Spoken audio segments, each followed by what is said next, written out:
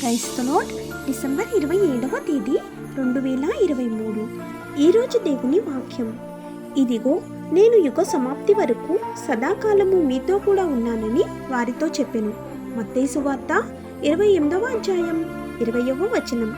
ప్రియమైన సహోదరి సహోదరులారా, క్రీస్తు సువార్త సందేశాన్ని ప్రజలకు ప్రకటించగా విని విధేయులైన వారిని క్రీస్తు శిష్యులుగా చేయటంలో ప్రభువే తన ఆత్మశక్తి ద్వారా మనతో జరిగిస్తున్నాడని మనం ఎప్పటికీ గుర్తుంచుకోవాలి. ఈ మహోన్నతమైన పని చేయడానికి మనం ఒక్కరమే చేయడం లేదు.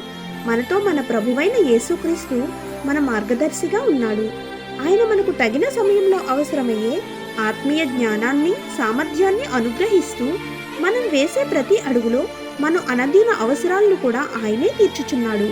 వాస్తవంగా ప్రభువే తన పనిని మన ద్వారా జరిగిస్తున్నాడు. అందుకు నేను మీతో కూడా ఉన్నానని వాగ్దానం చేశాడు. మొదటిగా ఆయన సన్నిధి మనతో ఉంటుంది. ఆమేన్. God bless you.